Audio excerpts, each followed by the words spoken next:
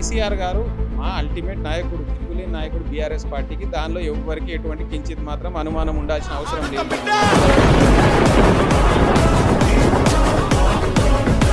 గ్రామ పంచాయతీ ఎన్నికలు చూసాం. కొన్ని పంచాయతీలు బీఆర్ఎస్ కింద అంటే అది పార్టీ గుర్తుపై జరిగే ఎన్నికలు కాదు. మున్సిపల్ ఎన్నికలకు వచ్చేసరికి దాదాపు మున్సిపాలిటీలో కూడా కార్పొరేషన్ ఒకటి కూడా గెలవలేకపోయింది. ఇబ్రాహీంపట్నం మున్సిపాలిటీ ఎలక్షన్ ఉన్నది, చాలా స్పష్టంగా మేము గెలిచి ఉన్నాము. ఆ ఎన్నికలే జరగని కూడా గొడవలు చేస్తున్నారు.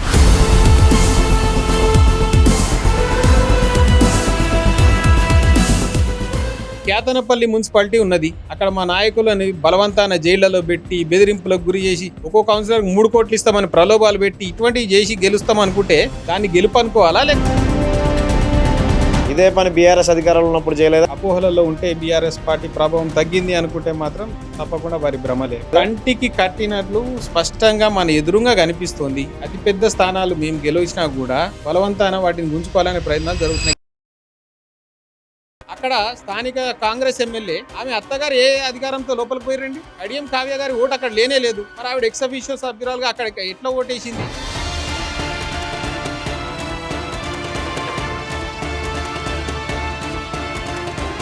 కాంగ్రెస్ పార్టీ దీన్ని చూసి వాపును చూసి బలుపు అనుకుంటే రేపు ఖచ్చితంగా బొక్కబోర్లా పడి. కానీ ఎక్కడైతే సోషల్ మీడియాలో కానీ వాటిలో కానీ కాంగ్రెస్ పాలన మీద వ్యతిరేకత అంటూ బాగా విపరీతం సోషల్ మీడియా కన్వీనర్ ఉన్నారు కాబట్టి అవన్నీ పోస్టులు కనిపిస్తూ ఉంటాయి. కానీ ఎన్నికల దగ్గరకు వచ్చేసరికి కాంగ్రెస్ బలాన్ని చూపించుకుంటుంది కదా. కౌన్సిలర్ స్వయంగా తాను చెప్తోంది, నేను నా ఇష్టపూర్వకంగా బీఆర్ఎస్ పార్టీ నుంచి గెలిచినా ఓటేయబోతున్నా అంటే పోలీసులు వచ్చి మీ ఇంట్లో వాళ్ళు కేసు పెట్టరు, మిమ్మల్ని అరెస్ట్ చేసి తీసుకపోతాం అనుకుంటా బలవంతాన్ని గుంజుకపోయే ప్రయత్నం చేసిర్రు. కాంగ్రెస్ పార్టీ దీన్ని చూసి వాపుని చూసి బలుపు అనుకుంటే రేపు ఖచ్చితంగా బొక్కబోర్లా పడి. సోషల్ మీడియాకి వచ్చేసరికి రేవంత్ పై వ్యతిరేకత 2 ఏళ్లలోనే వ్యతిరేకత తెచ్చుకుంది. కానీ ఎన్నికలకు వచ్చేసరికి ఎంతో కొంత ప్రభావం చూపించాలి, అంటే ఆ వ్యతిరేకత కనిపించాలి కదా ఓటర్లలో. అది ఎందుకు కనిపించట్లేదు? రేవంత్ రెడ్డి ఏమంతా ఊడబొడిచిండి అనేసి వాళ్ళకు వస్తాయి. అటువంటి దౌర్భాగ్య స్థితిలో కాంగ్రెస్ పార్టీ ఉన్నది. దాన్ని చూసి ఎట్లా వాళ్ళు గొప్పదనం అనుకుంటారు? జూబ్లీ హిల్స్ ఉప ఎన్నికలో ఓడిపోవడం దీని ఎవరి ప్రభావం? నిజంగా ఎన్నికల సంఘం అనేది ఒకటి ఉన్నదా లేదా, దాని పనితీరు ఏ విధంగా ఉన్నది ప్రజలందరూ చూసి. డిప్యూటీ సీఎం బట్టి విక్రమార్క గారు తన కాన్వాయ్తో సహా మొత్తం అంతా తిరుగుతూనే ఉంటారు. వేరే జిల్లాల ఎమ్మెల్యేలు ఎమ్మెల్సీలు మొత్తం అందరు పోలింగ్ బూత్ల దగ్గరే తిరుగుతూ ఉంటారు. ఎంఐఎంకి చెందిన శాసనసభ్యులు పోలింగ్ బూత్లలో దూరి మా ఏజెంట్లను బలవంతాన ఎల్లగొడతారు. దుర్మార్గాలు జరిగిన తర్వాత కూడా దాన్ని ఎన్నికలు అన్నారు అంటే అదొక ప్రహసనం తప్పితే దాన్ని ఎన్నిక అన్నారు. చదువుకున్న మూర్ఖులకు ఏం సమాధానం చెప్తాడు ఎవడైనా? 93,000 కోట్లకే పని అయిందంటే 1,00,000 కోట్ల అవినీతి ఏడకెళ్ళవుతుంది. కాంగ్రెస్ పార్టీకి ఉన్న పేరే ఇంకొక పర్యాయ పదం స్కామ్గ్రెస్. టీఆర్ఎస్ 2023 అసెంబ్లీ ఎన్నికలు ఓడిపోవడానికి లిక్కర్ కేసు కూడా కొంత కారణమా, అహంకారమే కారణమా? నేను మళ్ళీ అడుగుతున్నా, ఢిల్లీ లిక్కర్ స్కామ్ లో ₹1 ఎక్కడైనా దొరికిందా? ఎవడో గాలిగొట్టం గన్నయ్యగాడు జైల్లో కూర్చుని వీళ్ళకి నేను పైసలు ఇచ్చినా అంటే నమ్ముతారా? రేపు నేను ఇంకో ఖైదీతో చెప్పిస్తా అండి బలవంతాన నరేంద్ర మోడీకో రేవంత్ రెడ్డికో పైసలు ఇప్పించినా అని ఇస్తారా? లోపల జైలు వేస్తారా? దానికి ఒక పద్ధతి ఉండదా? దాన్ని కూడా బీజేపీ ఆడించి నాటకం. అది కేటీఆర్ బీఆర్ఎస్ నడిపించే తీరు కానీ రాబోయే ఎన్నికల్లో అధికారంలోకి తీసుకొచ్చే దిశగా అనిపిస్తుంది బీఆర్ఎస్. కేటీఆర్ గారు తప్పకుండా పార్టీని అతిపెద్ద ఎసెట్స్ లో ఒకటి. 2029 ఎన్నికల్లో పార్టీని గెలుపు తీరాలకు ఏ విధంగా చేర్చాలి అనే దానిలో ఆయన ప్రధాన భూమిక పోషిస్తారు.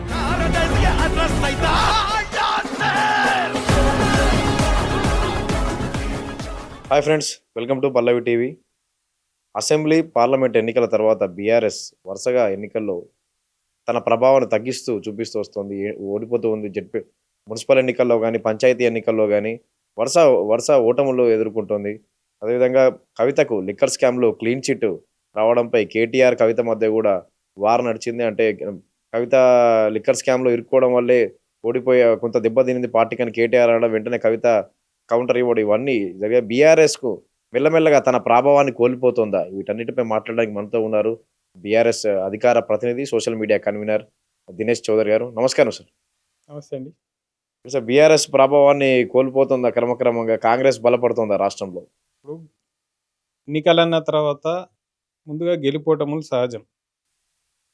మేము 2014 నుండి 2023 వరకు మేము నిరంతరంగా నిరాఘాటంగా గెలుస్తూనే వచ్చినాము, పరిపాలించాము. సరే, 2023లో అనేక కారణాల చేత ఓటమి పాలైనప్పటికీ ప్రతి ఎన్నికల్లో గణనీయంగా మా పాత్ర పోషిస్తున్నాము. ప్రతిపక్షంగా మేమంటూ ప్రజల పక్షాన పోరాటం చేస్తూ వారి యొక్క అభిమానాన్ని చూరగొంటూ ముందుకెళ్తున్నాం. సరే, అన్ని ఎన్నికలు ఒకేలాగా ఉండవు. పార్లమెంట్ ఎన్నికల తర్వాత వచ్చిన అనేక ఎన్నికల్లో చూసుకుంటే మీరు బీఆర్ఎస్ పార్టీ తప్పకుండా మళ్ళీ తన ఓట్ బ్యాంక్‌ని నిలబెట్టుకుంటోంది. ప్రజలల్లో తన పాత్రని గణనీయంగా పెంచుకుంటోంది అనేది స్పష్టమవుతుంది. కాబట్టి ఎవరైనా అటువంటి అపోహలలో ఉంటే బీఆర్ఎస్ పార్టీ ప్రభావం తగ్గింది అనుకుంటే మాత్రం తప్పకుండా వారి భ్రమలే అవి. ఇప్పుడు గ్రామ పంచాయతీ ఎన్నికలు చూసాం. కొన్ని పంచాయతీలు బీఆర్ఎస్‌కి వెళ్తాయి. అంటే అది పార్టీ గుర్తుపై జరిగే ఎన్నికలు కాదు. మున్సిపల్ ఎన్నికలకు వచ్చేసరికి దాదాపు మున్సిపాలిటీలో కూడా కార్పొరేషన్ ఒకటి కూడా గెలవలేకపోయింది కదా! మీరు ఆ విధంగా ఎందుకు విశ్లేషించుకుంటారో నాకు అర్థమైతలే. ఇప్పుడు గ్రామ పంచాయతీ ఎన్నికలు ఉన్నాయి.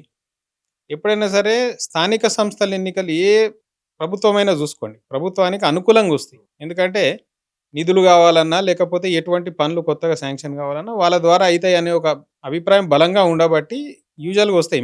మేము అధికారంలో ఉన్నప్పుడైతే అంతకంటే బ్రహ్మాండంగా వచ్చినాయి.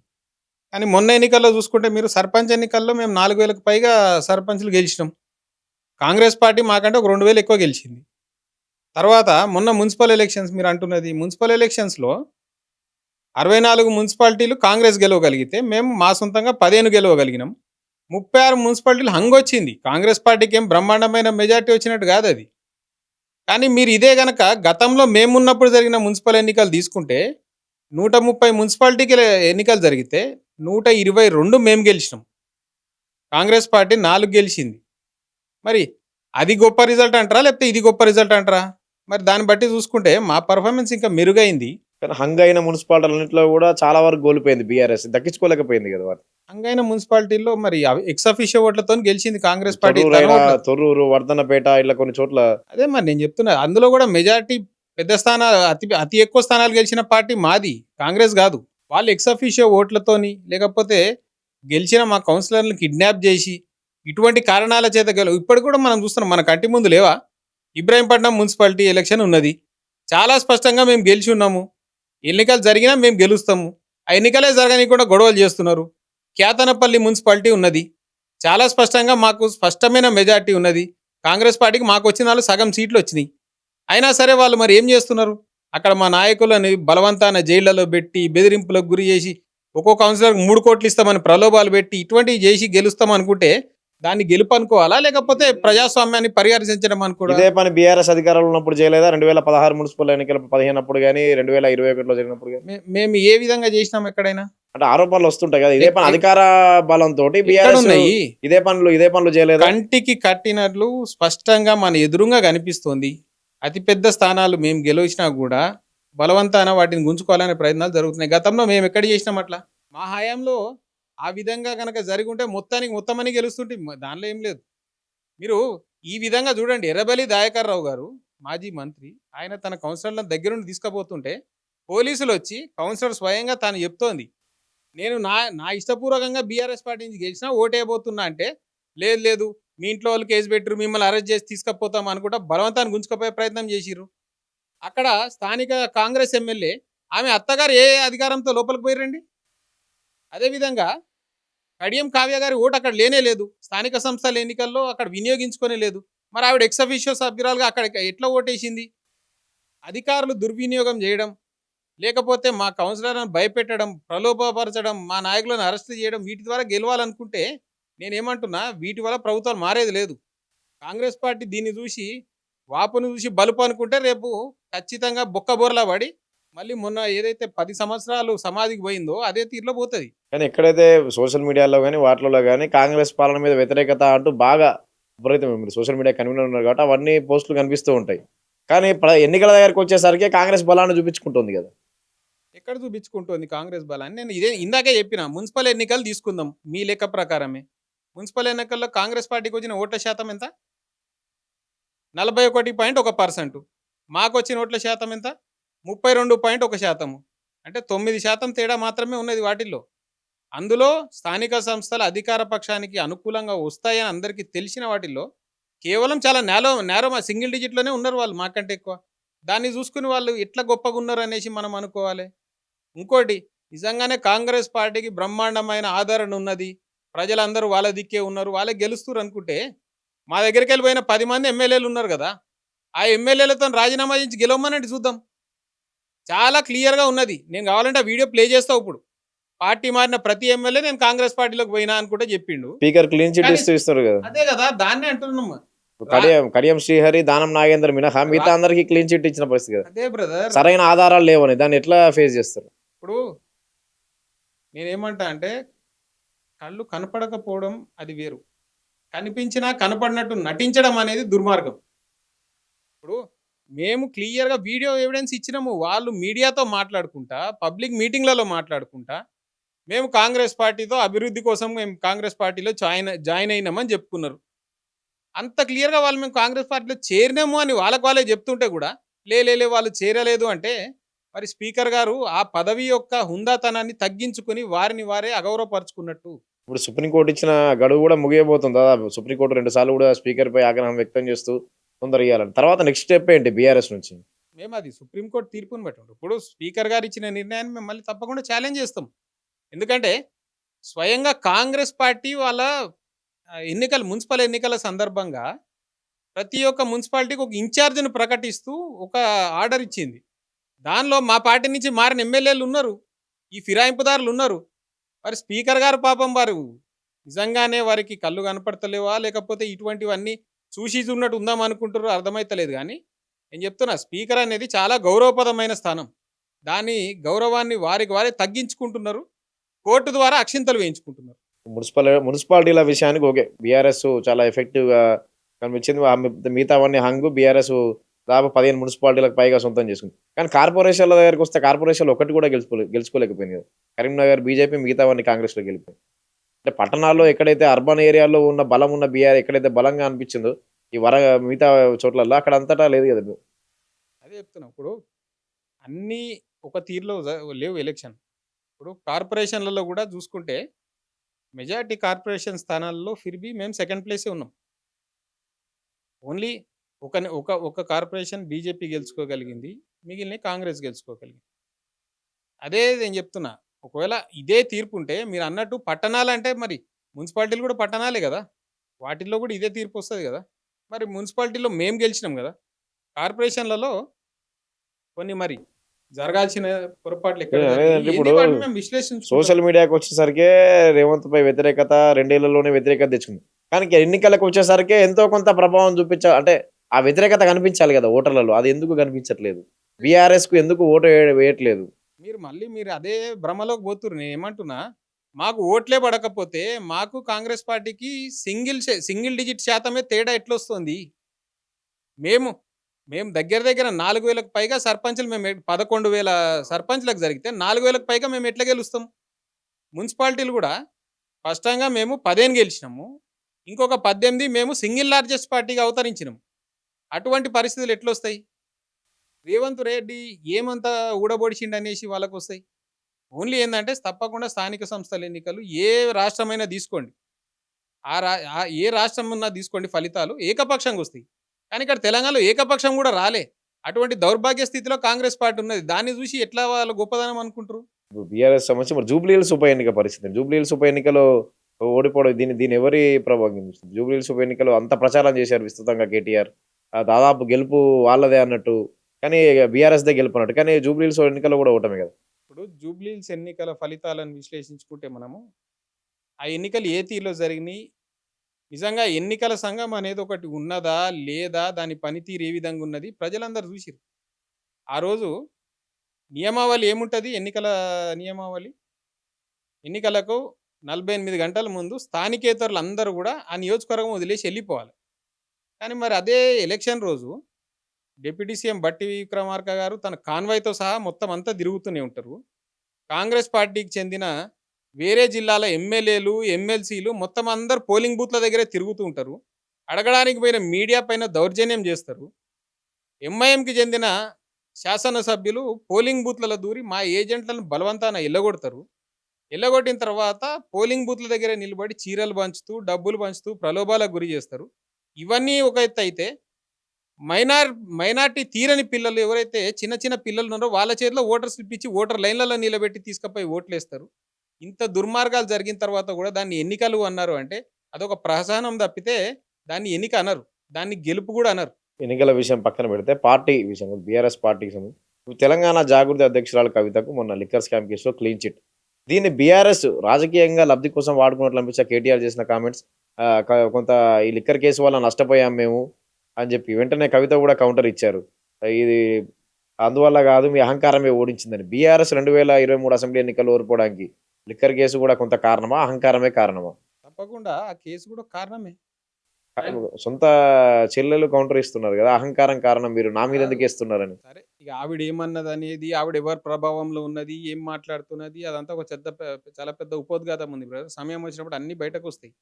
కానీ 2023 ఎన్నికలకు ముందు ఆ ఢిల్లీ లిక్కర్ పాలసీ మీద ఏదైతే స్కామ్ అనుకుంటా ఒక ఆరోపణలు చేస్తూ దాన్ని కూడా బీజేపీ ఆడించిన నాటకం అది. అసలు కేసులే రిజిస్టర్ కాలే. లెఫ్టినెంట్ గవర్నర్ దానికి ప్రాసిక్యూషన్‌కి అనుమతి కూడా ఇవ్వలేదు. ఇవ్వకుండానే బీజేపీకి ఏంది ఇద్దరు ఎంపీలు వచ్చేసి లిక్కర్ స్కామ్ జరిగిపోయింది. ఇన్ని వేల కోట్లు జరిగిపోయినాయి. అది ఇది అనుకుంటా చేసి దానిలో కవిత గారి పేరు తీసుకురావడం. ఆవిడ ఆ సమయానికి మా పార్టీ ఎమ్మెల్సీగా ఉండడం. ఇవన్నీ ఉండేసరికి ఏంది బీఆర్ఎస్ పార్టీ కూడా పెద్ద ఎత్తున అవినీతి దేశవ్యాప్తంగా అవినీతి చేసింది అనే ఒక అపప్రద సృష్టించి మా మీద ఒక బురద జల్లారు. సరే కోర్టులు తర్వాత దాన్ని ఇప్పుడు కొట్టేసి అసలు స్కామే జరగలేదు. ఇదంతా కూడా దర్యాప్తు చేసిన అధికారులపైనే తిరిగి దర్యాప్తు చేయాలి అనే స్థాయికి వచ్చిందంటే కానీ సీబీఐ మళ్ళీ హైకోర్ట్‌కెళ్ళిందిగా. ఢిల్లీ హైకోర్ట్. ఎంతది? ఇది ట్రయల్ కోర్ట్ ఇచ్చిన తీర్పు కదా! Rouse Avenue court. అయితే ట్రయల్ కోర్ట్ కోర్టు కాదా? ట్రయల్ కోర్టులో న్యాయమూర్తులకు వాల్యూ ఉండదా? ఏంది ఆ పదం ఏంది వాడింది మీరు? నేననేది తప్పకుండా ఒక న్యాయస్థానం నీ వెలువరించే తీర్పు దాన్ని కొట్టేయడం వరకో, దాని ఆదేశాలను సవరించే వరకో అదే నిలబడతాయి. నేను మళ్ళీ అడుగుతున్నా ఢిల్లీ లిక్కర్ స్కామ్‌లో ఒక్క రూపాయి ఎక్కడైనా దొరికిందా? కవిత గారి వద్ద దొరికిందా? అరవింద్ కేజ్రీవాల్ దగ్గర దొరికిందా? మనీష్ సిసోడియా దగ్గర దొరికిందా? వారు ఏ విధంగా లబ్ధి పొందారు? వారికి డిస్టిలరీస్ ఉన్నాయా? బ్రూవరీస్ ఉన్నాయా? ఏమున్నాయి? ఎవడో గాలిగొట్టం గన్నయ్య గాడు జైల్లో కూర్చుని వీళ్ళకి నేను పైసలు ఇచ్చినా అంటే నమ్ముతారా? రేపు నేను ఇంకో ఖైదీతోని చెప్పిస్తా అండి బలవంతాన. నరేంద్ర మోడీకో, రేవంత్ రెడ్డికో పైసలు ఇప్పించినా అని. ఇస్తారా? లోపల జైల్లో ఏస్తారా? దానికి ఒక పద్ధతి ఉండదా? స్కామ్ విషయం పక్కన పెడితే ఈ కామెంట్స్ ఏవైతే ఉన్నాయో సింపతి గెయిన్ అనుకోవచ్చా? ఇప్పుడు కేటీఆర్ గారు చేసిన కామెంట్స్ మేము నష్టపోయామని. వెంటనే కవిత గారు కూడా కౌంటర్ ఇచ్చారు కదా! సింపతి గెయిన్ అనుకోవచ్చు కదా! ఇప్పుడు దీన్ని సింపతి గెయిన్ చేయడానికి ఈ కామెంట్స్ చేస్తున్నట్టు అనిపించట్లేదా? మాకు సింపతి ఏం అవసరం అండి? అవును. దీని వల్లనే మేము కొంత నష్టపోయాము. యెస్. కొంత వాస్తవం అది. ఇమేజ్ బీఆర్ఎస్‌కి వాస్తవం బ్యాడ్ కదా! ఇమేజ్ వచ్చిందని చెప్పుకుంటున్నారు కదా! వాస్తవం కదా! ఇప్పుడు మీ మీద ఎవరైనా దొంగ కేసు ఏసిర్రు, లోపలేసిర్రు అనుకోండి. మీ కుటుంబానికి చెడ్డ పేరు వస్తదా? రాదా? అవునా కాదా? ఉన్నది ఉండి చెప్పండి. కొంత చెడ్డ పేరు రావచ్చు. కానీ మొత్తం ఓటమికి మొత్తానికి ఇదే కారణం అని చెప్పారు. మొత్తం అని ఎక్కడన్నారు? అందులో ఒక కారణం అన్నారు. మీరు కవిత గారు చేసిన కామెంట్స్ బీఆర్ఎస్ ఓటమికి అహంకారం కారణం అని చెప్పింది. అందులో నిజం నేను ఎంత? ఏం చెప్తున్నా, ఆవిడ మా పార్టీ నుండి ఎళ్ళిపోయింది. వాళ్ళ కుటుంబ సభ్యులతోని కూడా ఇప్పుడు ఆవిడ కవిత ఒక్కటే దూరమైంది. కామెంట్ కాదు. చాలా మంది ప్రతిపక్షాల నేతలు అప్పట్లో ఉన్న ప్రతిపక్షాల నేతలు కూడా కామెంట్ చేసేవారు. అహంకార ధ్వని పెరిగిపోయింది. ఎమ్మెల్యేల మీద వ్యతిరేకత. ఇప్పుడున్న అహం కాంగ్రెస్ ప్రభుత్వం కూడా అదే కదా! బీఆర్ఎస్‌కి ఇంకా అహంకారం తగ్గలేదు. కాదు. ఒకటి నాకు చెప్పండి. ఎందుకు అహంకారం ఎందుకు ఈ పదం ఊరికే వినిపిస్తుంది అహంకారం అనే పదం? ఇప్పుడు ఒకటుంటది. ఒక సామెత ఉంటది. తినగ తినగ వేము తీయగుండు అంటారు. తెలుగులో మనం. వేమన పద్యాలలో ఉంది గదా! కాబట్టి ఒక అబద్ధాన్ని 100 సార్లు ప్రచారం చేస్తే తప్పకుండా అది ఎంతో కొంత స్థాయికి నమ్మే విధంగా వస్తది. అందులో మాకు ఇంకొక ఏదైతే ఉందో అత్యంత బలహీనత, ఆ రోజు మేము కొట్లాడింది మేము ముక్కలమే. ఒక పక్షాన మేమున్నాం. రెండో పక్షాన మాకు వ్యతిరేకంగా ఎవరెవరు ఉన్నారు? భారతీయ జనతా పార్టీ మాకు వ్యతిరేకంగా ఉంది. కాంగ్రెస్ పార్టీ మాకు వ్యతిరేకంగా ఉంది. పక్క రాష్ట్రంలో ఉన్న టీడీపీ మాకు వ్యతిరేకంగా ఉంది. కమ్యూనిస్టులు మాకు వ్యతిరేకంగా ఉన్నారు. కోదండరామ్ మాకు వ్యతిరేకంగా ఉన్నాడు. ఇట్లా అనేక మంది మాకు వ్యతిరేకంగా ఉన్నారు. ఇక కొంతమంది అయితే ఐఏఎస్ ఆఫీసర్లు దుర్మార్గంగా నాకు పదవి ఇచ్చి ఉంటే నేనేం అనేటోడిని కాదు కానీ పదవి ఇవ్వలేదు కాబట్టి పక్కకు పోయి తిట్టినా అని కూడా అన్నోడు కూడా ఉన్నాడు. ఇటువంటి అనేక శక్తులు మా మీద విపరీతమైన ప్రచారం చేసినాయి. ఇప్పుడు సింహం ఎంత బలవంత బలమైన సింహమైనా 10 వీధి కుక్కలు దాడి చేసినాయి అంటే ఎక్కడో ఒక చోట గాయపడుతుంది. అదే అయ్యింది. ఇప్పుడు కేటీఆర్‌కి సంబంధించి కేటీఆర్ బీఆర్ఎస్ నడిపించే తీరు గాని, అవి గాని రాబోయే ఎన్నికల్లో అధికారంలోకి తీసుకొచ్చే దిశగా అనిపిస్తుందా బీఆర్ఎస్? తప్పకుండా. లేదా మళ్ళీ కేసీఆర్ జనంలోకి వచ్చి ఇప్పుడు కేసీఆర్ ఫామ్ హౌస్‌లో ఉన్న జనంలోకి వచ్చి కేసీఆర్ మీదనే ఆధారపడాల్సిన పరిస్థితి. కేసీఆర్ గారు తన వ్యవసాయ క్షేత్రంలో ఉన్నప్పటికీ ఎప్పటికప్పుడు పార్టీ ఏ విధంగా ముందుకెళ్తుంది, ఏ వ్యూహాలు అమలుపరచాలి, ఇవన్నీ కూడా వారు సమీక్షిస్తూనే ఉన్నారు. రెండోది కేటీఆర్ గారు తప్పకుండా మా పార్టీకి ఉన్న అతిపెద్ద అసెట్స్‌లో ఒకటి. ఆయనకున్న నేను వాగ్దాటి అడిగేదేంటంటే గాని 2028 అసెంబ్లీ ఎన్నికల్లో కేసీఆర్ గారినే దింపి కేసీఆర్ గారి ఇమేజ్ మీదే వెళ్ళే అవకాశం ఉందా? కేటీఆర్ గారిది కూడా ఎంతో కొంత ప్రభావం చూపిస్తారా? కేసీఆర్ గారు మా అల్టిమేట్ నాయకుడు. తిరుగులేని నాయకుడు బీఆర్ఎస్ పార్టీకి. దానిలో ఎవ్వరికీ ఎటువంటి కించిత్ మాత్రం అనుమానం ఉండాల్సిన అవసరం లేదు. వారి యొక్క విధానాలపైనే, వారి యొక్క ఆలోచనలపైనే, వారి యొక్క పరిపాలనపైనే మేము ఎన్నికలకు పోతాం. ఆయన మార్గదర్శకంలోనే కేటీఆర్ గారు గాని, హరీష్ రావు గారు గాని ఎవరైనా నడుస్తున్నారు. తప్పకుండా కేటీఆర్ గారు పార్టీ వర్కింగ్ ప్రెసిడెంట్‌గా 2028 ఎన్నికల్లో పార్టీని గెలుపు తీరాలకు ఏ విధంగా చేర్చాలి అనే దానిలో ఆయన ప్రధాన భూమిక పోషిస్తారు. ఇప్పుడు పార్టీ విషయంలో కేసులు కాళేశ్వరం గాని, ఫోన్ ట్యాపింగ్ గాని, ఈ ఫార్ములా గాని. కాళేశ్వరానికి సంబంధించి కూడా నిన్న మొన్న వాదనలు జరిగాయి కోర్టులో. కేసీఆర్ తరపు న్యాయవాది కూడా చెప్పాడు. అన్యాయంగా ఇరికిచ్చారు ఇందులో. తర్వాత ప్రభుత్వం తరపున వాదనలు కూడా వినిపించారు. ఇదంతా స్కాము. ఎక్కువ ఖర్చు పెట్టారు కాళేశ్వరానికి 84,000 కోట్లు అని చెప్పి. ఏది నిజం ఇందులో? అంటే ఈ కేసులన్నీ కూడా ఎక్కడ కొలిక్కి వస్తాయి అసలు ఇవన్నీ? ఊరికే జనాల్ని భ్రమపెట్టడానికా? లేకపోతే నిజంగా చర్యలుంటాయా? అందులో తప్పు జరిగిందా లేదా? నిజంగా అసలు వాటిలో ఏమైనా పస ఉందా అనేది మనం ఒకసారి ఆలోచించుకోవాల్సిన విషయం. ఇప్పుడు కాళేశ్వరం విషయంలో మాట్లాడుతున్నారు. కాళేశ్వరంలో అది జరిగింది, ఇది జరిగింది, ఇది అవసరమైన దానికి ఇటు చాలామంది పాపము చదువుకున్న మూర్ఖులు అనొచ్చు వాళ్ళని. ఇప్పుడు కాళేశ్వరం ప్రాజెక్ట్ అనే దానికి డీపీఆర్ ఇవన్నీ సమర్పించిన తర్వాత సెంట్రల్ వాటర్ కమిషన్ దానికి 80,000 కోట్లకి అనుమతులు ఇచ్చింది. ఆ ప్రాజెక్ట్ ఇంత అవుతుంది అని. తర్వాత మేమేమిది అది 2 టీఎంసీ రోజు ఎత్తిపోసేటట్టు రూపొందించిన ప్రాజెక్ట్. తర్వాత కేసీఆర్ గారు ఏం ఆలోచించారు, ఒక్కోసారి అవసరమైన సమయంలో ఇన్‌ఫ్లో ఉంటది గానీ, తర్వాత తగ్గుతది. అట్లాంటప్పుడు మనం స్టోరేజ్ ఎక్కువ చేసుకునే విధంగా మనం ఏం చేద్దాం, రోజుకి 3 టీఎంసీ ఎత్తిపోసే విధంగా, 1 టీఎంసీ అదనంగా ఎత్తిపోసే ప్రాజెక్ట్ కూడా దానిలోనే చేపడదాం అనేసి అది రూపొందించారు. రూపొందించి కొంత వర్క్ కూడా చేసుకుంటూ వెళ్ళాం. ఎందుకంటే వస్తది అని.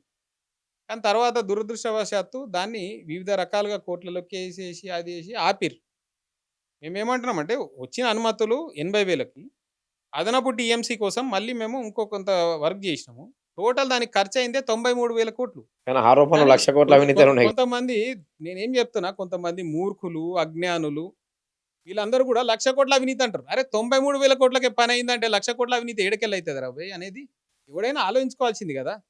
కాబట్టి అటువంటి చదువుకున్న మూర్ఖులకు ఏం సమాధానం చెప్తాడు ఎవడైనా?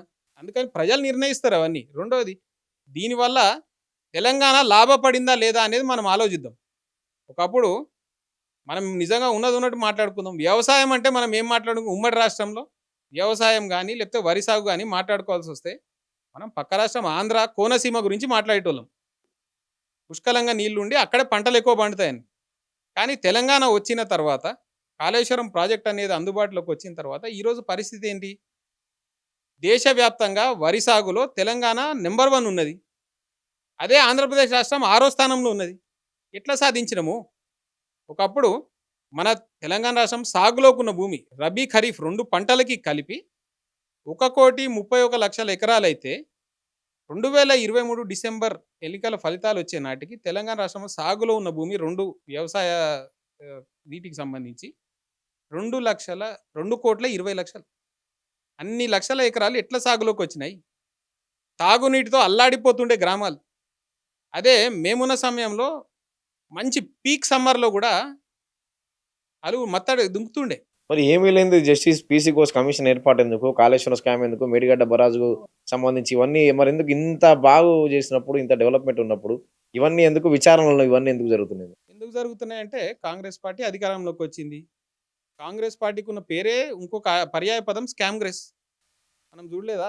స్వాతంత్రం వచ్చిన నాటి నుండి నేటి వరకు కాంగ్రెస్ పాలన ఎప్పుడున్నా పూర్తిగా అవి అవినీతి, కుంభకోణాలతో నిండిపోయినాయి. కాబట్టి వాళ్ళకి తెలిసిందంటే ప్రతి ఒక్కడు మాలకే అవినీతి చేస్తాడని అనుకుంటారు వాళ్ళు. అందుకనే ఏసిన దానిలో ఏమొచ్చింది? ఒక్క దానిలో అయినా ఎక్కడైనా సరే ఏదైనా నిరూపితమైందా ఈరోజు వరకు? ఒక్క ఆధారమైన సహేతుకంగా వాళ్ళు నిరూపించగలిగిర్రా? కోర్టుకు సమర్పించగలిగిర్రా కనీసం? ఎంతసేపటికి రాజకీయ ప్రేరేపిత కమిషన్ల పేరుతోని కాలక్షేపం చేయడం. వాళ్ళది ఏదో ఒక కొత్త స్కామ్ బయటపడంగానే మళ్ళీ ఈ దీనిలో నోటీసులు ఇస్తున్నాం, కోర్టుకు పిలుస్తున్నాం అనుకుంటా వాళ్ళకు అనుకూల మీడియాలో లీకులు ఇచ్చి ప్రజల దృష్టి మరల్చడానికి ఇంకో 4 ఏళ్ళు కాలం గడపడానికి వాళ్ళు ప్రయత్నించారు తప్పితే ఇందులో ఎక్కడ కూడా ఇనుమంతా కూడా అవినీతి జరగలేదు. వాటికి సాక్ష్యాలు లేవు. వాటిని ఎవడు నమ్మడు. కాకపోతే మంది మాగదులు ఉన్నారు వీళ్ళకి. వాళ్ళ గురువు గారికి సంబంధించిన ఛానల్స్ ఉంటాయి కొన్ని. వాటి ద్వారా నడిపిద్దాం ప్రజలలో. ఇంకా కూడా వీళ్ళ మీద అనుమానాలు రేకెత్తిద్దామనే ప్రయత్నాలు చేస్తారు తప్పితే అవి ఏది కూడా నిలబడవు. ఫోన్ ట్యాపింగ్ కేసు విషయానికొస్తే కేసీఆర్‌ని విచారించారు ఫిబ్రవరి 1న. ఫోన్ ట్యాపింగ్ కేసు గురించి సంబంధించి కూడా అలాగే సాగుతుంది కదా! అవును సాగుతోంది. దానిలో 7 ఉన్నాయి బ్రదర్ సాక్ష్యాలు నేననేది. కానీ అన్ని గంటలు విచారణ, అన్ని గంటలు చేస్తూ విచారణ చేస్తారు. కక్ష నడుస్తుంది. సాధింపు చర్యల్లో భాగమే కదా! మున్సిపల్ ఎన్నికలు జరుగుతున్నాయి. మా పార్టీ అధ్యక్షుడుగా కేసీఆర్ గారు బీఫామ్‌ల పైన వారు నిర్ణయాలు తీసుకోవాలి. కొన్ని కొన్ని చోట్ల సంక్లిష్టంగా ఉన్న చోట్ల వాళ్ళు చర్చలు జరపాలి. దాన్ని ఎట్లా సరిచేయాలో ఆలోచించాలి. అటువంటి సమయంలో నోటీసులు ఇచ్చి మీరు విచారణకు రండి, గంటలు గంటలు కూర్చోండి అని కూడా సతాయించింది కాంగ్రెస్ పార్టీయే కదా! మున్సిపల్ ఎన్నికలు రాంగానే ఫోన్ ట్యాపింగ్, లేకపోతే ఇంకోటేదో రాంగానే ఫార్ములా ఇ, ఇంకోటేదో రాంగానే లేకపోతే విద్యుత్ ఒప్పందాలు, ఇటువంటి పనికిమాలినయన్నీ ముందుకు తీసుకొచ్చి తప్పితే నిజంగా ప్రజలకు పనికొచ్చే పని ఒక్కటి కూడా చేస్తలేరు. కేసులన్నీ ఎందుకు వరుసగా కేసుల విచారణకు హరీష్ రావు, కేటీఆర్ తర్వాత కేసీఆర్ వరుస పెట్టి విచారణకు హాజరు. విచారణకు పిలిచినప్పుడు పోవాలి కదా! మేము అవినీతి చేయలేదు కాబట్టి మాకేం భయం లేదు. కాకపోతే దొంగ కేసులు పెట్టినోడిని అడగాలి ఈ ప్రశ్న. మమ్మల్ని అడిగితే ఎట్లా? ఈ కేసులో సాక్ష్యాలే లేవు, వీటికి ఆధారాలే లేవు, వీటిలో పిలిచి ఎట్లా చేస్తున్నావురా అనేసి వాడిని అడగాలి. మమ్మల్ని అడిగితే ఎట్లా బ్రదర్? మేము బాధితులం. ఇప్పుడు బీఆర్ఎస్ విషయానికి వదిలేసి కాంగ్రెస్ పాలన విషయానికి వద్దాం. ఇప్పుడు ఏ ప్రభుత్వం అయినా గానీ ఒక 5, 6 ఏళ్ళు తర్వాత ప్రజా వ్యతిరేకత కొంత వస్తది. ఒక 10 ఏళ్లకు ఇంకా వ్యతిరేకత పెరుగుతది. కానీ 2 ఏళ్లలోనే కాంగ్రెస్ పైన కొంత బాగా ప్రజా వ్యతిరేకత వస్తుంది. సోషల్ మీడియాలో పోస్టులలో గాని వాటిలో. ఎందుకు ఈ పరిస్థితి? పరిపాలన చేతగానప్పుడు కేవలం డబ్బు సంచులు ఢిల్లీకి మోయడానికి మాత్రమే పరిమితమైతే ప్రజలలో వ్యతిరేకత వస్తది. ఈరోజు రాష్ట్రంలో ఏ ఒక్క సెక్షన్ హ్యాపీగా ఉందో నాకు చెప్పండి. రైతులు సంతోషంగా ఉన్నారా? కార్మికులు సంతోషంగా ఉన్నారా? ప్రభుత్వ ఉద్యోగులు సంతోషంగా ఉన్నారా? మధ్యతరగతి ప్రజలు సంతోషంగా ఉన్నారా? హైదరాబాద్ నగరంలో ప్రజలు సంతోషంగా ఉన్నారా? ఎవరు సంతోషంగా ఉన్నారు? చేతి వృత్తిదారులు ఎవరైనా సంతోషంగా ఉన్నారా? ఎక్కడున్నాయి? రైతులకేమో పడాల్సిన రైతు బంధు పడదు. మేము 10,000 ఇస్తున్న రైతు బంధును 15,000 చేస్తా అన్నాడు. దానికి దిక్కు లేదు. కనీసం మేమిచ్చినట్టు సకాలంలో పంటలు ఏదైతే మొదలు కావాల్సిన వ్యవసాయ పనులు మొదలు కావాల్సిన టైంలో అయినా వాటిని అందజేసిండా? ఇప్పటికి లేదు. ఎగ్గొట్టిరు కదా! ఇప్పటికి 3 సార్లు ఎగ్గొట్టిరు కదా రైతు బంధుని. అదేవిధంగా మహిళలకు ప్రతి ఒక్కళ్ళకి నెలకు 2,500 ఇస్తా ప్రతి మహిళకి అన్నాడు రాష్ట్రంలో. ఈరోజు వరకు ఇచ్చిండా ఎక్కడైనా? పెన్షన్లు, ఆసరా పెన్షన్లు 4,000కు పెంచుతా అన్నాడు. ఎవరికన్నా ఇచ్చిండా? లేదు. కౌలు రైతులకు రైతు బంధు వేస్తా అన్నాడు. అసలు కౌలు రైతుకు ఒక్కళ్ళకన్నా ఇచ్చిండా ఇయ్యాల్ట వరకు? ప్రతి చదువుకునే విద్యార్థినికి స్కూటీ ఇస్తా అన్నాడు. స్కూటీ ఇచ్చిండా? కళ్యాణ్ లక్ష్మి మేము ఇచ్చిన దానికి అదనంగా తులం బంగారం ఇస్తా అన్నాడు. ఒక్కళ్ళకన్నా ఇచ్చిండా? ఉద్యమకారులకు ప్రతి ఒక్కళ్ళకి 250 గజాలు స్థలం ఇస్తాము, ఇల్లు కట్టిస్తాము, నెలకి 25,000 పింఛన్ ఇస్తాము అన్నాడు. ఇచ్చిండా ఎవరికన్నా? నిరుద్యోగ వృత్తి 4,000 రూపాయలు నెలకి ఇస్తా అన్నట్టు అన్నాడు. 6 ఇచ్చిండా? గ్యారెంటీల హామీలు కాంగ్రెస్ అమలు 6 చేయట్లేదు. గ్యారంటీలు కాదు బ్రదర్, 120 420 హామీలు, 420 హామీలు ఇచ్చిర్రు. ఏది 6 నెరవేర్చలేదు. గ్యారెంటీలు అని ప్రతిపక్షాలు విమర్శిస్తున్నాయి. కాంగ్రెస్ కు ఎన్నికలకు వెళ్ళే ధైర్యం లేదని చెప్పి అంటున్నా కానీ ఎన్నికలకు వస్తున్నారు కదా ధైర్యంగా. మరి ఎక్కడొస్తుర్రు? పంచాయతీలు చేశారు, ఇప్పుడు మున్సిపాలిటీలు, కార్పొరేషన్లు అయిపోయినాయి. నెక్స్ట్ జిహెచ్ఎంసీ వరంగల్ కూడా సిద్ధమే కదా. ఎంపీటీసీ జడ్పీటీసీ సమయం అయిపోయి చాలా కాలం అయింది. ఎందుకు పెట్టాలి ఇప్పుడు దాకా ఎలక్షన్? వాటి కోసం ఆగారు కానీ సంవత్సరం పైన అయిపోయింది కదా, వాటికి ఎందుకు పెట్టాలి ఎలక్షన్? ఏ ధైర్యంతో కాంగ్రెస్ పార్టీ ఎన్నికలు జరుపుకుంటూ వస్తుంది? ఏముంది, ఎప్పటికప్పుడు దోచుకోవాలి. ఆ దోచుకున్న ప్రజలను ఎలక్షన్ సమయంలో పంచిపెట్టి లేకపోతే బెదిరించి ఓటర్లను భయభ్రాంతులకు గురి చేసి దొంగ ఓట్లు వేసుకొని గెలుద్దామనే ప్రయత్నాలు చేస్తున్నారు. కానీ అవి కూడా అన్ని చోట్ల సఫలీకృతం కావట్లే కదా. ఇప్పుడు అవేనా లేదా ప్రజాభిమానం ఉంది అని చెప్పి ఎన్నికలకు వస్తుంది? ప్రజాభిమానమే ఉండుంటే ఎన్నికలకు ఇంతకాలం ఎందుకు వెనకపోతుండే వాళ్ళు? 2 చేశారు కదా, గరం పంచాయతీ, మున్సిపల్. అది కూడా దిక్కు లేకుండా అక్కడి నుంచి కేంద్రం నుంచి రావాల్సిన నిధులు ఎక్కడ ఆగిపోతాయనే చేసిరు తప్పితే వాళ్ళేమి ప్రేమతో చేయలే కదా. అదే జరుగుంటే నిజంగా నేను మళ్ళీ అడుగుతున్నా, ఎంపీటీసీ జడ్పీటీసీ ఎందుకు పెడతలేవు ఎలక్షన్లు? నీకు నిజంగా ప్రజల మద్దతు ఉన్నది, నీ పరిపాలన తోపుకానైతే నువ్వు ఎందుకు 10 మంది ఎమ్మెల్యేలు మా దగ్గర నుంచి ఫిరాయించిన వాళ్ళ రాజీనామా చేయించి నువ్వు నిరూపించుకో, ప్రజలు నీకు మ్యాండేట్ ఇచ్చిరనేది తెలుసుకో. ఎందుకు పోతలేడు? ప్రభుత్వం తీసుకున్న నిర్ణయాలు కూడా ఇప్పుడు గాంధీ సరోవర్ ప్రాజెక్ట్ అని మూసి క్లీన్ చేస్తామని చెప్పి గాంధీ సరోవర్ ప్రాజెక్ట్ అక్కడ అపార్ట్మెంట్ వాసులు కూడా ఆందోళన. ఇప్పుడు గతంలో బీఆర్ఎస్ కూడా చేపట్టింది కదా ప్రాజెక్ట్, మూసి రివర్ ఫ్రంట్ అనే పేరు పెట్టి చైర్మన్ కూడా నియమించి. దీనికి తేడా ఏంటి? ఎందుకు గాంధీ సరోవర్ ప్రాజెక్టు మీద వ్యతిరేకత? మేము ఎక్కడన్నా ప్రజలు ఇల్లు కూలగొడతామనేసి వాళ్ళని ఇది చేసినామా? వాళ్ళ మీద దౌర్జన్యాలు చేసినామా? కేసీఆర్ గారు చాలా స్పష్టంగా చెప్పారు, ఏ ఒక్క పేద మధ్యతరగతి వర్గాలకు చెందిన వాళ్ళ ఇల్లు కూలగొట్టకుండా సుందరీకరణ పనులు, తర్వాత మూసి వరదల నుంచి రక్షించే పనులు చేపట్టండి అనేసి చెప్పారు. 9.5 ఏళ్లలో ఒక మూసి క్లీన్ చేయలేకపోయారు కదా. ఎవడ కాదు, మూసీ నది అనేది సరే నువ్వు మాట్లాడుతున్నావు, వదిలేసే బ్రదర్. దేశవ్యాప్తంగా భారతీయ జనతా పార్టీ అధికారంలోనే గంగా నదిని శుద్ధి చేస్తా అన్నది. ఈరోజు వరకు చేయగలిగిందా? సబర్మతి నది సబర్మతి రివర్ ఫ్రంట్ పనులని గంగా చెప్పండి నదికి గుజరాత్. మూసికి పోలికలేదు కానీ మూసిని ఎంతో కొంత ఆహా. రివర్ ఫ్రంట్ ద్వారా మూసిని ఎంతో కొంత మేం- శుద్ధి చేసే ప్రక్రియ మేము జరిగిందా? చేపట్టిన చర్యలు 30 ఎస్టీపీ ప్లాంట్లు అదే నెలకొల్పిన మూసి సివరేజ్ ప్లాంట్లు వాటర్ ఎస్టీపీలు పెట్టి దాని ద్వారానే ప్యూరిఫికేషన్ పనులు జరుగుతాయి. అవన్నీ జరుగుతున్నాయి, ఫేజుల వారీగా జరుగుతాయి. దశాబ్దాలుగా చేసిన ఏదైతే దుర్మార్గాలు ఉన్నాయో లేకపోతే ఆకృత్యాలు ఉన్నాయో రాత్రి అన్నీ కూడా ఫలితాలు రావు. దానికి కొంత సమయం పడుతుంది. ఇంకోసారి మేము కనుక వచ్చి ఉంటే ఈ పాటికి పూర్తయ్యేటి అవన్నీ. అప్పటికే మేము నెలకొల్పినాం, ఎస్టీపీలు నెలకొల్పినాము. దానికి సంబంధించిన ఏదైతే మొత్తం డిపిఆర్ రెడీ అయిపోయింది. వాళ్ళకి రిటైనింగ్ వాల్ కట్టేసి మొత్తం అంతా ఇంకోసారి వరద బాధితులు కాకుండా మేము చేద్దామనేసి ప్రయత్నాలు చేసినాం. అవన్నీ ఎక్కడికక్కడ ఆగిపోయినాయి. ఇంకోటి ఏంటంటే 24,000 కోట్లతో అయిపోయే పనులు ఇవన్నీ కూడా 150,000 కోట్లతో చేస్తా అని రేవంత్ రెడ్డి ప్రజల ఇల్లు కూల కొడతా అంటుండు. 5,000 కోట్లతో ఈ ప్రాజెక్టే ఉంది 5,000 కోట్లతోని గాంధీ విగ్రహం పెడతా అంటుండు. దానికి ఇంకా ఎక్కడైనా సిగ్గుతో తల వంచుకోవాల్సింది వీళ్ళు ఏంటంటే, ఎవరిదైతే గాంధీ గారి విగ్రహం పెడతా అని వీళ్ళు 5,000 కోట్లతో ఇల్లు కూలగొట్టి అంటున్నారో, అదే గాంధీ గారి మనవడు గడ్డి పెట్టిండు రేవంత్ రెడ్డికి. మా తాతగారి ఆశయాలు ఇవి కావు, ఆయన ఏ రోజు ఇటువంటి చర్యలు కోలుకోలే, ప్రజల ఇల్లులు కూలగొట్టేసి వాటి మీద తన యొక్క విగ్రహాన్ని నెలకొల్పాలని గాంధీ గారు ఎప్పుడు అనుకోరు, దయచేసి ఇటువంటి ప్రయత్నాలు విరమించుకోండి మీరు అన్నాడు. అంత గాంధీ గారు మనవడు గడ్డి పెట్టినా కూడా వీళ్ళకి బుద్ధి రావాలి కదా, రాలే ఇంకా కూడా. వెలుగుమట్ల ఖమ్మం జిల్లా వెలుగుమట్ల భూదాన్ భూములకు సంబంధించి ఇప్పుడు గతంలో లేనిది ఇప్పుడు ఎందుకు కొత్తగా ఆ భూములను గవర్నమెంట్ స్వాధీనం చేసుకుని అక్కడంతా ఆందోళనలు కానీ ఇవన్నీ జరుగుతాయి? నేను చెప్తాను కదా, ఇది అంత ఎంతసేపటికి దాచుకునే ప్రభుత్వం. మొన్న మంత్రి పొంగులేటి కూడా క్లారిటీ ఇచ్చారు, వాళ్ళందరికీ ఇంధనమ్మ ఇల్లు ఇచ్చే జాగా ఇస్తామని చెప్పి. అసలు అవి భూదాన్ భూములు అంటే ఏంది? పేదలకు పంచిపెట్టడానికే వినోబాబావే గారు అటువంటివన్నీ చేసిరు. అక్కడ నివసించేదే పేదలు. నువ్వు అలా ఉన్న ఇల్లు కూలగొట్టి ఇంకో దగ్గర ఎక్కడనో ఇస్తా అని ఎందుకు అంటున్నావు? అంటే ఆ భూములను ఏం చేద్దాం అనుకుంటున్నారు వీళ్ళు?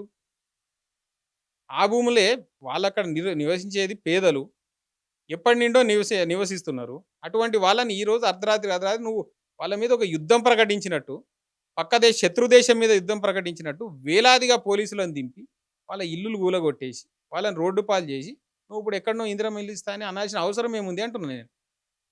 అసెంబ్లీ బడ్జెట్ సమావేశాలు రాబోతున్నాయి. బడ్జెట్ సమావేశాలకు కేసీఆర్ హాజరవుతారు. తప్పకుండా కేసీఆర్ గారు ఏ రకంగా వ్యూహాత్మకంగా ప్రభుత్వాన్ని నిలదీయాలి. ఇప్పుడు ఒక 10 ఏళ్ళు ముఖ్యమంత్రిగా పనిచేసిన నేత, తెలంగాణ ఇచ్చిన గొప్ప నాయకుడు, ప్రతిపక్ష నేత బడ్జెట్ సమావేశాలకు హాజరై బడ్జెట్కి సంబంధించి చర్చలు ఎందుకు పాల్గొట్టలేదు గత 2 బడ్జెట్లో కానీ? ఇప్పుడు ఆ పని చేస్తారా? ఇప్పుడు పదే కాంగ్రెస్ నాయకులు మంత్రులు అంటున్నారు అసెంబ్లీకి రావాలి ప్రతిపక్ష నేత రాకుంటే ఎలా అని. ఎందుకు కేసీఆర్ గారు అసెంబ్లీకి రావట్లేదు? వాళ్ళు కేసీఆర్ గారు రావాలి అని అడుగుతారు, కానీ కనీసం అసెంబ్లీలో ఇప్పుడున్న మా నాయకులనైనా తట్టుకుని వాళ్ళకి సమాధానం ఇచ్చిర్రా? ఈ రోజు వరకు అసెంబ్లీని సక్రమంగా నడిపిర్రా? అది అసెంబ్లీ లాగా నడుస్తుందా? అది మీ వాదన బాగుంది. అంటే మీరు మమ్మల్ని తట్టుకోలేరు, ఇక మీకు ఎందుకు కేసీఆర్ మేమే అవసరం, కానీ జనాలకు కావాలి కదా ప్రతిపక్ష నేత ఏం మాట్లాడతారని జనాలకు చూడాల్సిన అవసరం ఉండదా? జనాలకు ఏం కావాలనేది కేసీఆర్ గారికి తెలుసు. కేసీఆర్ గారికి తెలిసినట్టు ఇవాళ ఈ ఎవరైతే కుక్కమూతి పిందెల స్థాయి నాయకులు ఉన్నారో వాళ్ళు ఎవరికి కూడా కేసీఆర్ గారి స్థాయిని అందుకునే సామర్థ్యం లేదు.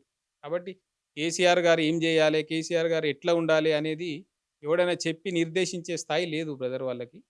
ఒక ప్రధాన బీఆర్ఎస్ వాదన వరకు బాగుంది, మీ వాదన వరకు ఓకే, మా వాదన కాదు. అంటే మేము సరిపోతాం నాయకులు, మీ కేసీఆర్ ఎందుకని, కానీ జనాలు ఏమనుకుంటారు అనేది వద్దా? ఎందుకు ఒక ప్రతిపక్ష నేత రావట్లేదు? ఇప్పుడు ఏపీలో టీడీపీ అధికారం కోల్పోయినప్పుడు కూడా చంద్రబాబు నాయుడు గారు ఇప్పుడు జగన్ తో పోల్చుకుంటే రాజకీయంగా ఆయన సీనియర్ చాలా, అయినా ఆయన సమావేశాల్లో పాల్గొన్నారు కదా. నువ్వు మర్చిపోతున్నట్టు నువ్వు ఏపీలో జరిగిన పరిణామాలు. నేను మళ్ళీ అసెంబ్లీలో అడుగు పెట్టానని అది 2 ఏళ్ల తర్వాత జరిగిన ఘటనలు అట్లా జరిగినందుకు అంటున్నా. అంటే ఇక్కడ రేవంత్ రెడ్డి హామీ ఇస్తున్నారు కదా, మీకు ఎలాంటి అవమానం జరగనివ్వను, మిమ్మల్ని చాలా రేవంత్ రెడ్డి మాటలే నమ్మాలా నువ్వు? భలే చెప్పినావు బ్రదర్. అంటే ఆయన చెప్తున్నాడు కదా రేవంత్ రెడ్డి మాటలే నమ్మాలా, మీకు అట్లాంటి అవమానం జరగకుండా చూసుకునే బాధ్యత నాదే ఒక పెద్దగా. రేవంత్ రెడ్డి ఇచ్చిన ఏ మాట నిలబెట్టుకున్నాడు చెప్పు నాకు ఒక్కసారి. నువ్వు రేవంత్ రెడ్డి మాటలే ప్రామాణికంగా అసెంబ్లీ కదా, అసెంబ్లీలో ఇచ్చిన మాటలు ఎక్కడ నిలబెట్టుకున్నారు బ్రదర్? అసెంబ్లీలోనే సాక్షాత్తు ముఖ్యమంత్రి అవాస్తవాలు మాట్లాడలేదా? దాని మీద ప్రివిలేజ్ మోషన్ ఇవ్వలేదా? సభను తప్పుదోవ పట్టించే విధంగా వ్యాఖ్యలు చేయలేదా? సభలో ఉందాతనాన్ని మర్చిపోయి కోటర్లు హాఫ్లు అనుకుంటా మాట్లాడిన మంత్రులు, ముఖ్యమంత్రులు ఉన్న స్థానంలో ఇప్పుడు కేవలం ఇలాంటి అవమానాలు జరుగుతాయని ప్రతిపక్ష నేత రావట్లేదు. మా వ్యూహాలు మాకు ఉంటాయి బ్రదర్. మేము అన్ని సార్లు చెప్పాల్సిన అవసరం లే, అర్థమవుతుంది కదా. మా నాయకులు రేవలెత్తిన ప్రశ్నలకు సమాధానం చెప్పమనండి. ప్రజల పక్షాన ప్రజల హక్కులను, ప్రజల యొక్క ఆకాంక్షలను నెరవేర్చే విధంగా ప్రభుత్వాన్ని పనిచేయమని మేము కోరుతున్నాం. వాటి ఆ రకంగా పనిచేయమనండి. వాళ్ళ యొక్క కుంభకోణాల పైన మేము ప్రశ్నలు లేవనెత్తుతున్నాం. వాటికి సమాధానం చెప్పమనండి. వీటన్నిటికీ సమాధానం చెప్పకుండా వ్యక్తిగత దూషణలు, లేకపోతే అవాకులు చవాకులు పేలేవాళ్ళు వీళ్ళందరూ మమ్మల్ని ఎక్కడ నిర్దేశించే ప్రయత్నం చేస్తారు? వాటిని నెరవేర్చమనండి. వాళ్ళ పాత్ర వాళ్ళని పోషి ఆ తర్వాత మాట్లాడదాం మనం. ఇక్కడ వరకు ఓకే. ఇప్పుడు వీటన్నిటి వరకు ఓకే. కేసీఆర్ లాంటి నాయకుడు అవసరం లేదు. మీకు మేము సరిపోతాం అనేంత వరకు ఓకే. కానీ అనేది నాయకుడు జనం అవసరం లేదు. మా వ్యూహాలు మాకు ఇప్పుడు ఉన్నాయి బడ్జెట్ బ్రదర్. సమావేశంలో జనం ఎక్స్పెక్ట్ చేస్తారు. ఒక ప్రతిపక్ష నేత ప్రజలకు కావాల్సింది ప్రభుత్వాన్ని ఏదుందో, చీల్చి చెండాడుతాడని ఎక్స్పెక్ట్ చేస్తారు ప్రజలకు కదా. కావాల్సింది ఏదుందో మేము తప్పకుండా ప్రశ్నిస్తూనే ఒక ఉంటాము. మా ప్రతిపక్ష నేత నాయకులు ఉన్నారు. ఒక సీఎం 10 ఏళ్ళు ముఖ్యమంత్రి చేసినట్టు చీల్చి చెండాడుతాడు నాకు ప్రభుత్వాన్ని ఒక అని చెప్పి. సమాధానం చెప్పు. నేను ఒకటి అడుగుతా. గడిచిన 12 ఏళ్లలో నరేంద్ర మోడీ ఒక్క ప్రెస్ మీట్ ఎందుకు పెట్టలే? దేశ నాయకుడు కదా, ఒక్క ప్రెస్ మీట్ ఎందుకు పెట్టలే? చెప్పరాదు బ్రదర్. ఆయనను ఎవడు అడగడు, నిర్దేశించవెందుకు? ప్రజలు ఎక్స్పెక్ట్ చేయరు ఆయన నుంచి. ప్రెస్ మీట్ కాగానే ఆయన మీడియా ముందుకు వచ్చి మాట్లాడు. ఎక్కడ మాట్లాడిండు? తన వీడియో పంపిస్తాడు తప్పితే ప్రెస్ మీట్ తీసుకున్నాడా? ఎందుకు తీసుకోడు? ప్రజలు తెలుసుకోవాలని లేదా? జరుగుతున్న పరిణామాలపైన ఆయన ఎందుకు మాట్లాడాడు? అందుకని ఎవరి వ్యూహాలు వాళ్ళకు ఉంటాయి. నువ్వు ఇదే చేయాలని ఒక నిర్దేశించే ప్రయత్నం చేయలేడు ఎవరిని. మనం చెప్పడం కదా, జనాలు ఏమనుకుంటున్నారు జనాలు అనేది. అనుకునేది మాకు ప్రజలు ఏం చేయాలో మాకు చెప్తూనే ఉన్నారు. మాకు ఇవ్వాల్సిన మ్యాండేట్ ఇస్తూనే ఉన్నారు. ఎన్ని జరిగినా సరే మమ్మల్ని ఆదరిస్తూనే ఉన్నారు బ్రదర్. వాళ్ళకి కావాల్సింది, నేను మళ్ళీ చెప్తున్నా, వాళ్ళ యొక్క హక్కులను కాల రాసినప్పుడు అండగా నిలబడింది మేము. ఇల్లు కూల్చివేతలు జరుగుతుంటే వారి పక్షాన పోరాడింది మేము. కోర్టుకు వాళ్ళకి వెళ్ళడానికి సహాయపడింది మేము. వాళ్ళకి న్యాయం జరిగే విధంగా వాళ్ళ పక్షాన వాదిస్తున్నది మా లీగల్ సెల్లే. అదేవిధంగా ఎక్కడ అవినీతి జరుగుతున్నా ప్రజల పక్షాన నిలబడుతున్నది మేము. ఎక్కడ రాష్ట్రానికి సంబంధించిన హక్కులను లేకపోతే ఆస్తులను కాంగ్రెస్ పార్టీ దిగమింగే ప్రయత్నం చేస్తున్నప్పుడు వాటి వ్యతిరేకంగా పోరాడింది మేము. వారి పక్షాన్ని నిలబడింది మేము. కాబట్టి ప్రజలకు ఏం కావాలి, ఏం చేయాలనేది బీఆర్ఎస్ పార్టీకి చాలా స్పష్టంగా తెలుసు. వారి యొక్క ఆకాంక్షలను, వారి యొక్క వాయిస్ని మేము రేజ్ చేస్తాం. కానీ ఇది మాత్రమే ప్రజలు కోరుకుంటారని ఎవరని చెప్తే ప్రజల పక్షాన్ని ఎవరికి పూర్తి స్థాయి ఆ హక్కులు ఎవరు ఇవ్వలే ప్రజలు. టీఆర్ఎస్ నుంచి బీఆర్ఎస్ అలా చేయడం వల్ల ఏమైనా 2023 అసెంబ్లీ ఎన్నికల్లో నష్టం ఏమైనా అనిపించిందా? ఎట్లా జరుగుతుంది అంటే తెలంగాణ ఇప్పుడు చాలా విమర్శలు వచ్చాయి కదా, తెలంగాణ రాష్ట్రాన్ని కాకుండా జాతీయ స్థాయికి వెళ్ళి తప్పు చేశారు, అవసరం లేదు ఆ స్థాయిలో. తప్పు అది. ఇప్పుడు తెలంగాణ రాష్ట్రంలో కేసీఆర్ గారి పరిపాలన వల్ల అన్ని వర్గాలు బాగుపడ్డాయి, రాష్ట్రం బాగుపడింది. అందుకు స్పష్టమైన ఉదాహరణలు దేశ రాజకీయాలకు వెళ్ళడం తప్పు కాదు, కానీ ఇంకొక 5-6 ఏళ్ల తర్వాత చేస్తుంటే ఈ పని. అంటే దానికి ఏమైనా ప్రామాణికం ఉన్నదా? ఇన్నేళ్ల తర్వాతనే ఆడకు పోవాలని ఏమన్నా ఉన్నదా దానికి? అట్లా లేదు. ఇప్పుడు దేశవ్యాప్తంగా 700 మంది రైతులు నల్ల చట్టాలు, రైతు చట్టాల పైన పోరాడుతూ ఆత్మాహుతి చేసుకున్నారు. అటువంటి దుర్మార్గమైన పరిస్థితులు మనకు కనిపించినాయి. ఉన్న వనరులను పూర్తిగా వినియోగించుకోలేకపోతున్నాం మనం. 7 దశాబ్దాల పైన స్వాతంత్రం వచ్చి మనము పరిపాలన చేసుకుంటున్నప్పటికీ ఇంకా ఉన్న జాతీయ వనరులను ఏటిని కూడా సక్రమంగా వినియోగించుకోలేకపోతున్నాం. అటువంటివన్నీ ఇక్కడ చేసి చూపించినాం కాబట్టి మేమేమనుకున్నాం, ఇదే ప్రయోజనాలు దేశవ్యాప్తంగా ఉన్న అందరికీ అందిద్దాం అనుకున్నాం. రైతులకు రైతు బంధు దేశవ్యాప్తంగా వేద్దామనేది కేసీఆర్ గారి ఆలోచన ఉండే. ఇక్కడ ఇచ్చినట్టే 24 గంటలు ఉచిత వ్యవసాయ విద్యుత్తు దేశవ్యాప్తంగా రైతులకు ఇద్దామనేసి కేసీఆర్ గారు అనుకున్నారు. అదేవిధంగా మన దగ్గర ఉన్న ఏదైతే ఇండస్ట్రియల్ పాలసీ ఉన్నదో, లేకపోతే ఇరిగేషన్ పాలసీ ఉన్నదో అది కూడా దేశవ్యాప్తంగా తీసుకుందాం అనేసి కేసీఆర్ గారు అనుకున్నారు. అటువంటివన్నీ ప్రజలకు ఆ ఫలాలు అందిద్దామనే ఆలోచన కేసీఆర్ గారికి ఉండే. ఇంట గెలిచి రచ్చ గెలవాలి కదా, అసెంబ్లీ ఎన్నికల్లో ఓటమి ఎదురైంది. మేము అప్పటికి 2 సార్లు గెలిచినాం కదా, 2 సార్లు కూడా సొంతంగా గెలిచినాం కదా, ఎవరితో పొత్తులు లేకుండానే. కాబట్టి మేము ఒక ప్రయత్నం చేసినాం.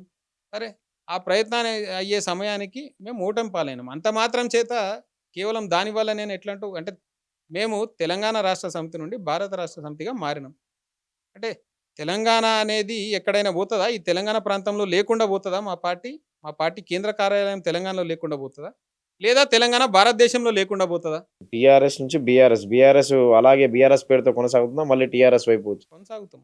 చివరిగా ఒక ప్రశ్న, 2028 అసెంబ్లీ ఎన్నికల కంటే ముందే రాష్ట్రంలో ఎన్నికలు జరుగుతాయా, అంటే 2028 అసెంబ్లీ ఎన్నికల వరకు అంటే 5 ఏళ్ల పాటు రేవంత్ పాలన ఉండబోతుంది? ఇప్పుడు మేము కూడా కోరుకునేది కాంగ్రెస్ పార్టీ పరిపాలన 5 సంవత్సరాలు కూడా ఉండాలి. ఎందుకంటే చీకటిని చూసిన తర్వాతనే ప్రజలు వెలుగును ఆస్వాదిస్తారు. ఈ కాంగ్రెస్ పాలన చూసిన తర్వాతనే వారు గతంలో కేసీఆర్ గారు ఎంత మంచి పరిపాలన అందించారనేది ఇప్పటికే రియలైజ్ అవుతున్నారు. ఇంకొంత కాలం ఆగితే ఈ కాంగ్రెస్ పార్టీ ఏదైతే ఆశలు కల్పించిందో అవన్నీ పూర్తిగా ఆవిరైపోయి ప్రజలందరూ కూడా మరొక్కసారి తిరిగి బ్రహ్మాండమైన మ్యాండేట్తోని కేసీఆర్ గారి పరిపాలన తిరిగి తెచ్చుకుంటారు. సీఎం ఎవరో పోతారు 2028 అసెంబ్లీ ఎన్నికల్లో బీఆర్ఎస్ అధికారంలోకి వస్తారు? ఎటువంటి అనుమానం ఉన్నది? కేసీఆర్ గారే. Okay sir, thank you. Thank you brother.